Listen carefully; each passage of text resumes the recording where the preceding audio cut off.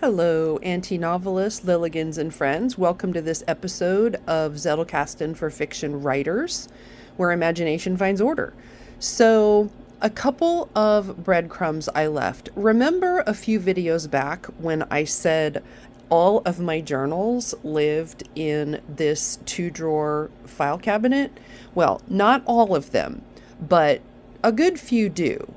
And number two, I've gotten two questions about how do I take information that I have saved or drafted in a journal and put that into my Zettelkasten. So let's just find out, shall we? Let's check it out. So I'm going to move this over here. This is my copy of John Milton, Paradise Lost. Love, love, love this book. It is so old. It only gets to come out around Halloween and just sit out somewhere nearby me so I can enjoy it. Okay, so let's see what we have here, shall we? This notebook, my friends, okay, my journal. Can you see that? 1980. My journal, 1980. Yeah. This is the first journal I ever started. Let me turn this heater off. This is really loud. It's really cold on the ranch today. So check it out. The first entry is dated October 1, 1980, Wednesday. Riveting stuff, people. Riveting stuff. Dear Journal, this morning I woke up and I wouldn't get up. I tried, but I couldn't find the energy, and I was freezing. I couldn't eat when I did get up. I didn't have time. Since I'd been grounded, I decided to read my book so I'd be bored tonight so Mom would let me watch TV, but I ate a piece of cake instead. I got to school and everything went okay until music. Then when I walked in, I bumped into Mr. Roberts. That was my music teacher. I did my music sheet completely wrong and made a fool out of myself, but it was kind of funny, and I signed it me with a little happy face. So, riveting journal entry, October 1, 1980. So, believe it or not, I kept this journal all the way through school, and I have a journal a year, every year, beginning in 1980. So yeah, I have a ridiculous number of journals. Now, full disclosure, some journals took more than 1 year, so often I'll have like a big thick book, like this one.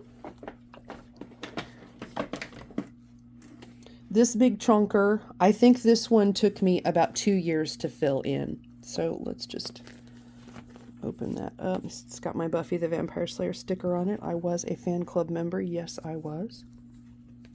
Oh, look, it's a picture of me and my dog. That was my Rottweiler Bishop. I love that little dude. So this one begins 18 January of 1999. And this one goes a long way. It's got lots of stuff in it. Mostly writing, some scrapbooky things, but mostly writing. So, as you can see, I have a whole bunch of journals in here. Again, mostly writing during the 90s into the early, like 2001, I wrote a column for Review Magazine, which if you saw my Slice of Life video, I showed that magazine that I used to write for. So there are drafts, just snippets and bits, things I find interesting, just like the pile of cards that I showed you yesterday. I might collect quotes, I might collect bits of dialogue, story ideas, character ideas, you name it. It's all in a journal somewhere. So that brings us to the question of how in the world do you track all this stuff? Now this one I got smart, August 2003 through December 2004. So this one actually has a label on it. So let's start with these, because I'm not going to make you sit and look through all of them with me. But let's go over here to my note cards and I'll show you how I do this. Some people assign a random number, okay? So over in my Zettelkasten, my journals begin with the number 6950. I don't have anything in that number.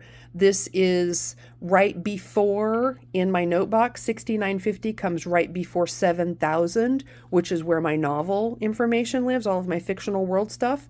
So since so much of my journal writing could apply to things in my novel, I decided, you know what, over a year ago, I'm just going to put anything that has to do with my journals under 6950 with a slash, and then it's going to be sorted by date. So I'm going to show you now what that looks like. Let's start with this one because we have a hard start date here. This was October 1st of 1980. So this card, I've never had my little camera set up over here, so bear with me. So this card would be 6950 slash, then I'm going to give it the year 1980 dot, and then it's going to get whatever date appears on the first page of the journal. So you eagle-eyed viewers might recall I started this on October 1st of 1980. So that's going to go 1980, and then it's going to go 1001. So that's how I'm going to label that. That's where that card lives in my box. Then I'm going to put journal, and I'm just going to give it an at 6th grade. That way I know this was the very first journal that I did and it was in the 6th grade. And I'm going to go ahead and make a note. It was my first journal and it was for Ms. She was very particular that she was Ms. Alsop. So there you go. That is how I would index that little baby. Now, if I wanted to come back in later, let's say, for example, in this journal, as I'm thumbing through it, looking for anything that might stand out or that I want to capture specifically, let's say somewhere over in December of 1980, I find a note about something I observed. And I think, ooh, hey, that's cool. I might want to remember that. What I might do here then is turn this card into more of like what you would consider a proper bibliography card, Scott Scheper style. And so what I would do is I would take that card, I would flip it over, and I would make a note, which is 12/2/80.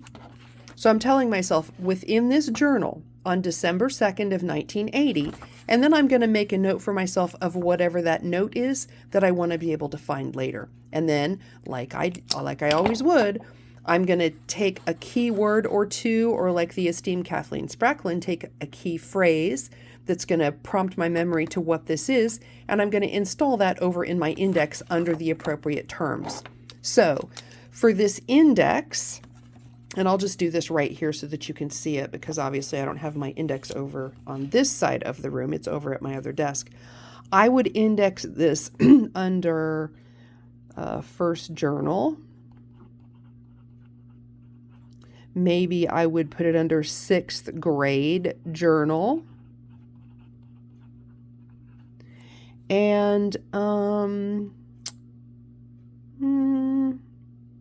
yeah, I do know, there is a key event in here, which was a club that I joined. So I might list it under the name of that club, because let's say a few years from now, I'm thinking to myself, you know, when did I join that club? You know, what did that look like? Or when was that? If I go to my index and look up the name of that club, then I'm going to find that it's indexed here in this journal. Okay.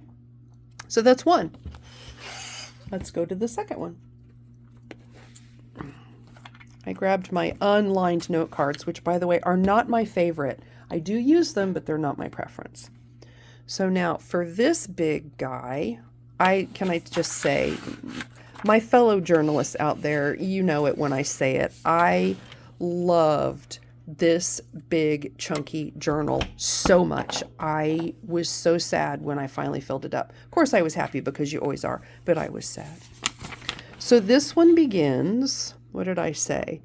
18 January of 1999. So I would go journal, and I'm going to go or let's see, what's my number again? My number is 6950 for my journals.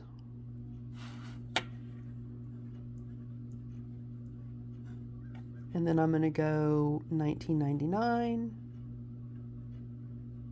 And what did I say, 18 January? Didn't I? You should be sitting here with me and you could just say yes or no instead of my looking at, yes, 18 January. So it's going to be 0118. And let's see, 1999, nothing is jumping out to me just from memory that would be a key word for this.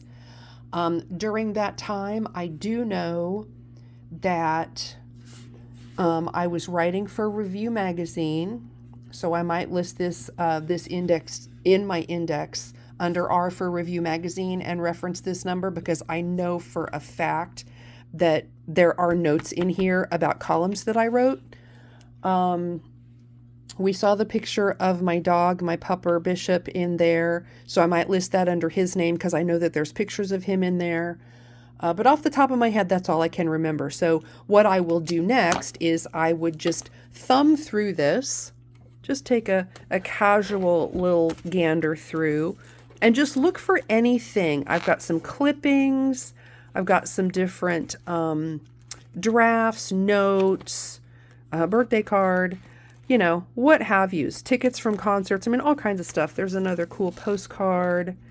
So yeah, I will just thumb through here and see if there are particular things that I want to list in my index so that when I go looking for those things, I know that they're in this journal. And then I'm just going to take these as I get them indexed and installed into my Zettelkasten, and these go back over there in their file drawer. That's where all these live, because these are all notebooks that are not cataloged yet. So that's why they live in there. Once I get them all cataloged and I'm complete with everything in that file cabinet, then I have a second set of bookcases downstairs where I've got a dehumidifier, and it's just away from the light and climate controlled. So I feel much better about storing these items, which to me are precious, down there where I've got control over the environment and I know that they're going to be okay. I don't have it up here, but maybe if you drop me a comment, if you're interested in this crazy ephemera, I have a notebook. Basically, it's an automotive manual. It's like this thick. It's like a huge textbook catalog thing that my great grandmother kept her journal in, which that's kind of cool. And I also have journals from my mother, from my grandmothers. So yeah, I come from a long line of journalistas, shall we say. So yeah. The last one is this guy. Remember, this one it's August 2003 through December 2004. The way that I would list that number is I would list the whole thing. So it would be my 6950 / and then I would go, okay, August 2003. So it's going to be 2003 dot. August is 08, and then I'm going to dash it, and it's going to be 2004 dot December. December is 1/2. So that's how I would do a journal that spans time. This way I know it's August of 2003 through December of 2004. And then I would give it my title, and I would go through and index my key items and then install them over alphabetically in my index. So there you have it. If you're interested in seeing more of this process, I'm happy to share because I've got a lot of these little babies to get cataloged, but I will leave you there for today. I'm in the process of syncing up my new website and notification system. So hopefully that will go live soon. That way, when you go to victoriacrowder.com, you will land there, which is very exciting because that means I'm that much closer to getting this book published and into your hands. So yeah, I'm making terrific progress. That's it for today, guys. Thank you for popping by and checking out how to create and install journals and their contents into your Zettelkasten using note cards and an index. That's how we get it done. As always, thank you. I will see you tomorrow.